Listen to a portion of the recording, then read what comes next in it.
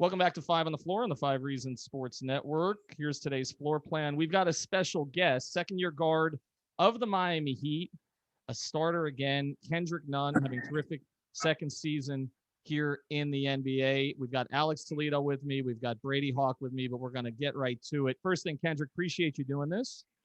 Yeah, no problem. Thanks for having me, man. I want to take you back to the beginning. Last week of the regular season, a couple of years ago, you're in the Golden State organization. We didn't really know what the Heat were going to be doing that week. We heard that they might let a player go. They might not let a player go. We didn't really know who they were scouting at that time. They announced that they're bringing you in. I don't think a lot of Heat fans knew a lot about you at the time. What was your initial reaction to it? Around that time, I was my G League season was ended. I was back at home in Chicago, just still training. Obviously, the NBA season was still going, so I was hoping for a call up, and I was in Chicago training. And I got that call from my agent, like, "You're going to Miami, pack your bags." I was on the first next flight to Miami, so I was extremely blessed to be able to be in that position. I was extremely happy. Did you think at the time that there was a path for you with the Warriors? I did. I actually did. When I signed with them on draft night, I thought I had an opportunity. I did have an opportunity, and I was fighting for that last roster spot at training camp. So I definitely thought I had opportunity there. All right, so Kendrick, I wanted to ask you this. Pretty much, Ethan started off with a question about how you were with the Warriors, how you ended up with the Heat, and you kind of surprised all of Heat Nation here. You pretty much been a good, consistent starter for the majority of the 2 seasons now. And I think a lot of us can agree you've shown a lot of improvement this year, polishing on some stuff when it comes to your defense, your scoring, your playmaking. You've rounded out as a player there. And I wanted to ask you specifics when it comes to that. I think Spo has done a lot on defense this year, asking you guys to do a lot when it comes to trapping, blitzing, zoning, switching. And you guys have done a great job of keeping up all the different coverages. How have you feel you've done yourself keeping up with all the different defensive coverages that Spo has thrown out there? Yeah, I think I've done a great job with it. I'm the type of player that has a lot of versatility to my game and defensively as well, so I can guard multiple positions from the 1 to the 3, maybe even the 4 sometimes. It depends on who's out there on the floor, but I've been well in this system of defense. I think I'm the perfect player to fit in defenses like this, get to fly around and just use my talent and get stops and steals and stuff. Hey, Kendrick, I'm just kind of wondering, going back to the summer league type of thing, you came in without a lot of people knowing your name, playing next to a guy like Tyler Hero, where a lot of people did know his name. There was a lot of eyes on him. I'm just kind of wondering, did you think it was possible that not only in a couple months you'd move up to this Heat team, but not only that, but become a starter in a matter of months? Did that ever cross your mind that, that quickly that could turn and that could happen? Yeah, to be honest, it was. I was having those thoughts, and that was definitely on my mind. I had a great summer league with the Heat, and going into training camp, I mean, I've met with the staff, and they said the opportunity was there, and to go take it. They were supportive of me and loved my story, and they said the opportunity was here. So just to work hard, and anything can happen. And I did that and fell right into the spot. I earned that. But even so, you come out of the gate last season as a rookie, and I don't know that you were on everybody's scouting report at that point, but you just kind of jumped out for the first month. I mean, scoring a ton, kind of getting to your spots. I mean, you were putting up rookie numbers in the first month that were like comparable to what Dwayne Wade put up in his first month. Did you ever think, with everything that you'd been through to get to that point, that, I don't want to say it came easy, because I know nothing came easy, but that you would have so much success so soon? Yeah, it was basically the preparation that allowed me to perform the way that I did early in the season as a rookie. You know what I'm saying? A ton of preparation, ton of hours in the gym in the off season, spending dedicated to my craft, just working on getting better. And I spent time with the Heat during the off season, so that helped to my advantage as well, just learning the system and everything. All right. Another thing I wanted to ask you, Brady asked about your relationship with Tyler, especially, you know, starting off with Summer League and how it surprised everybody. And, you know, I asked before about your defensive improvement. I think you and Tyler have both shown improvements on the offensive end, kind of in similar areas, more or less at the same time. I think both of you guys have gotten better at kind of, you know, the game slowing down, taking decisions, you know, at your own pace and kind of turning into more patient scorers, more patient playmakers around the same time. I wanted to hear what you had to say about the chemistry that you have with him. You know, you've been playing well with him. You've been playing well with Goran as well. And sometimes even all three of you together, it's kind of a new look for the team as well. So I wanted to ask, what do you think about, you know, this kind of new aspect to the team with you and Tyler playing together well, and sometimes, you know, you and Goran, or you, Goran and Tyler? Yeah, I think the unique thing about us three guys as players is we can play on the ball and off the ball. We're great handling the ball, and we're great catch and shoot guys. So we can play on and off the ball. And you have combo backcourt like that, I think that's pretty tough to guard. And we've just been working out together, you know, for 2 years now. On off days and stuff, we get together, we work out, you know, we challenge each other, make each other better in practice, so we know each other games, and the chemistry is just constantly building. To that end, how is it different to play with each of them, Kendrick? Because you've had time to play. Obviously, you played with Tyler a ton in Summer League, and then you played with Goran a lot last year, actually, and you've had, I think, more success with Goran recently, just according to the numbers, than maybe you did at first. What are the differences in playing with each guy?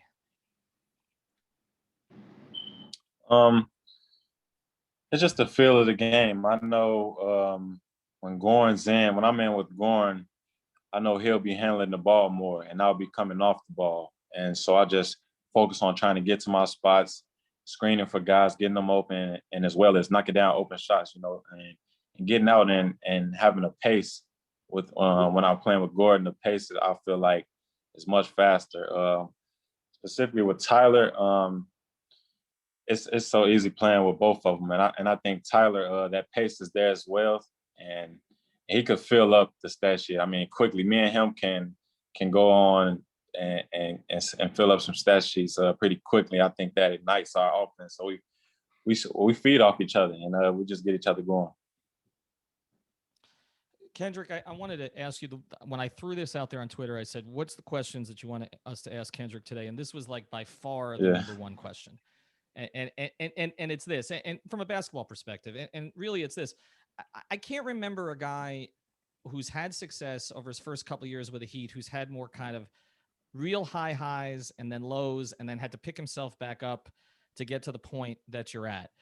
A couple of things I wanted to ask about that. One, what was kind of the toughest point for you last season or this season?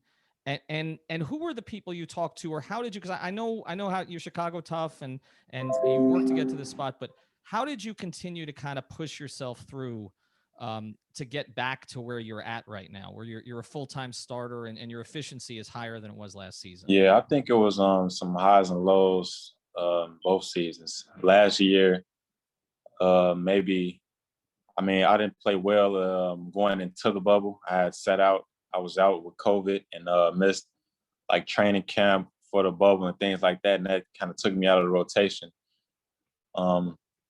And it was a struggle getting back into the rotation when we were already in the playoffs, you know. So that was pretty tough, but I stuck with it. And we were in the bubble every day working hard. I was still working on my game, still with the team and practicing and working on things I need to work on. So eventually I stacked those days on top of each other, and it came back around to me. The opportunity came back around. And I think this year, just some ups and downs at the beginning of the season. I wasn't in a rotation at all. I had some DNPs and things like that.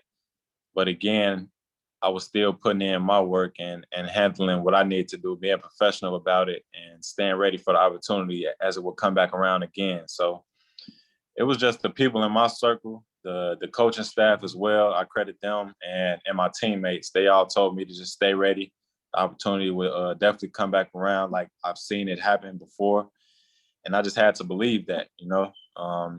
Sometimes you can get down on yourself, or you can fall out of sync with the team and things like that. You can be, make excuses and a bunch of things, but that's not something I did. I stayed. I put the team first and stayed team driven and trying to help the team whichever way I could. And we call it staying in the saddle. And that's pretty much what I did. And the opportunity came back around. I was ready for it.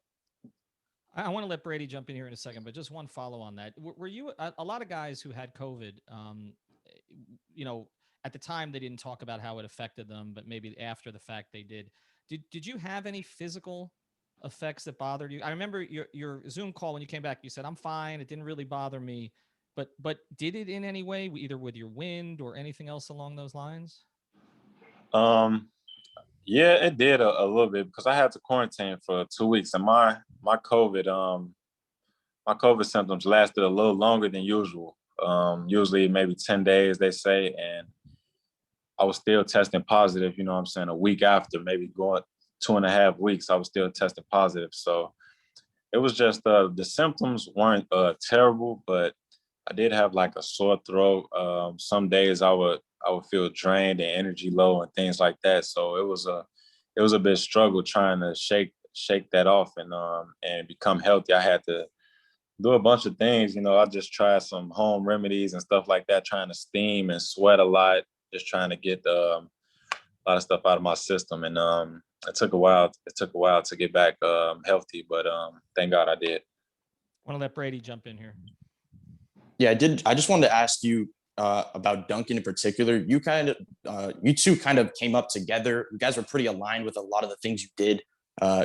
Summer league together to jumping into a starting lineup. To now where you guys are basically the biggest parts of the offense. I'm just kind of wondering, like, where was the continuity coming from? Like, how did that kind of start, and how has that grown since then? Obviously it gives you so much space to work, and you guys play so much together. But I'm kind of wondering, when did you really realize that was serious, that when you guys get a lot of minutes, you can really be effective? I seen it all the way back into day one. I'm not even joking. Like in summer league, like this guy's a lethal shooter. You know what I'm saying? He's a elite shooter. So we've just been building chemistry ever since. And I knew he was the type of player he was, even going back to the G League. And I was on the Santa Cruz Warriors. He was with Sioux Falls, the Heat G League, and we were playing against them.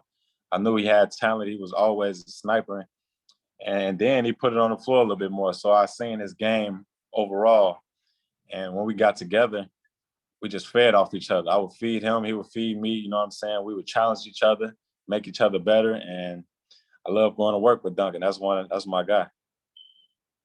Kendrick, so you mentioned just there how Duncan has kind of gotten better at putting the ball on the floor, adding counters, and not just being, the elite shooter that he already is.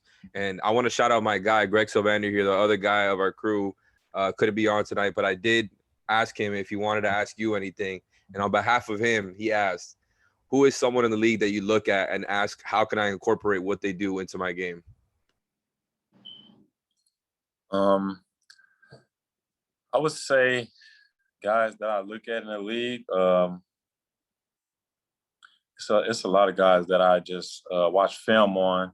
I take some things out of their games. I'm just seeing how focused and locked in they are. Maybe, a catch and shoot from Curry, or the ball handling, pick and roll from Dame and CJ, or defensive clips from Drew, So I tap in. I try to tap into a little bit of everybody and take pieces of their games and implement to mine. I want to get into the single fatherhood initiative with you here in a second, but just a couple more things kind of about your play. With everything that you've gone through, the ups and downs, I think some maybe wrote you off a little bit this year or maybe last year in the bubble. Does that stuff drive you in any way? Do you see it? Is it personally gratifying when you kind of get yourself to the top? I mean, what are your biggest drivers to kind of get to the next level? My biggest driver, I would say, it comes from within. I can honestly say it comes from within. I mean, I don't look for outside influences to motivate me. I just feel like I'm the best, you know what I'm saying? And I want to prove that. So that's where my motivation and drives come from. Obviously, I have family and things like that that also drives me. I have a son that I'm taking care of and raising. That he drives me a lot and motivates me. But honestly, I think it just comes from within, the natural joy of the game, and I just love playing. But you're a guy also. I mean, Eric Reed's commented about this on telecast. Like a lot of times, you don't know. We don't know how you're feeling on the court. Like with other guys, like Jimmy, we know, right? I mean, Bam a little bit. Tyler's got that bounce when he's feeling good. I mean, even Goran shows a little of that kind of Euro Goran thing. But it's like he even said it the other night. He's like, with Kendrick, it's like, I mean, that smile we saw from you, we see it here, but like you're like one note on the court. Have you always been like that? I mean, even when you're yamming on people, they still don't show a lot of emotion. Yeah, I inherited that at an early age. I think just from watching guys like Derrick Rose growing up, that was one of my idols that I watched and tried to modelize. I watched closely, coming from Chicago, him going to Simeon, things like that. He was very even keeled throughout the game. Like through high school, you can go watch his highlights. He would be windmilling on people and one crack a smile, you know what I'm saying, or celebrate. So I got that from an early age, and I mean, we talk a lot about Navy SEALs training in the off season. I've done, you know what I'm saying, we've had some Navy SEALs come in and do some off season training with us in college and in the off season. So I just kind of picked their brand a little bit, and they always even kill. So I try to inherit little characteristics from them. All right, but when Jimmy is trash talking somebody on the court, I mean, is it hard not to laugh sometimes? No, I get involved for sure. I mean, you may not see it, but my opponent, I talk a little shit sometimes. And I got to ask you this, and we're gonna wrap this around here. But like, Jimmy talk. I mean, I'm sure you're on his team a lot in practice. Not that you guys get a chance to practice that much anymore, but like has he given it to you at all in practice? I mean, Duncan's told some stories about him giving it to him. Has he given it to you at all? Nah, I mean, Jimmy has days where, you know what I'm saying, everybody gets, you know what I'm saying, the whole team, he, you know what I'm saying, he carries that, he carrying the load, and the whole team is feeling it like, damn, we can't even stop this guy. So everybody felt it. It's not, I haven't felt it individually, you know what I'm saying, one-on-one, but collectively as a group, and when we play at something like that, it definitely dominate the entire game. I want to ask one more question when it comes to Jimmy and Bam. I think, they were all NBA defenders last year, at least in my opinion. I don't think they've gotten significantly better as defenders. They're already elite, but somehow it feels like they turned it up on defense even more this year. Like Jimmy has turned into just an incredible like safety and help defender, as he was already a great one-on-one defender. We already knew that from his time in Chicago. And Bam, like, just with all the defensive coverages, like I mentioned earlier, just doing all this different stuff on the back line and the defense. And I just wanted to ask you directly, is Bam Defensive Player of the Year in your eyes? Or is it Jimmy? He is. I agree. He's definitely Defensive Player of the Year. First half of the Boston game the other day, only I hear because I'm next to him in the shrink. He's going at Tatum and talking shit. Crazy. Letting them know about it like I'm here. Yeah. That's when I realized, yes, sir, he needs that award. You know what I'm saying? He can defend 1 through 5. He can guard the post, the perimeter, block shots, passing lanes. He can do it all. I would definitely give him that award. So Kendrick, him wearing the shirt of him blocking Tatum on the plane wasn't enough trash talk. He needed to do a little bit more there on the court. Sometimes you gotta let people know, you know what I'm saying? Because they don't give you that credit. Sometimes you just gotta let them know. That's just the way it is. All right, Kendrick, I want to get to the work that you're doing off the court now. Important work in the city of Chicago and beyond. Can you get into a little bit of sort of how this initiative started, why it was important to you, and where you want to take it? Yeah. So I partnered up with a group, a foundation called Dovetail Project, and what they do is supply essential needs to young males, Black single fathers in Chicago. So tapped into Chicago just overall, and I found that non-for-profit organization that was perfect for me because I was also a young Black single father, and I can relate to them. So, man, we partnered up. We done something special. And how does it work exactly? Because I went over some of the details on it, but essentially it's a matching grant. Is that what happens? And the proceeds go to those programs?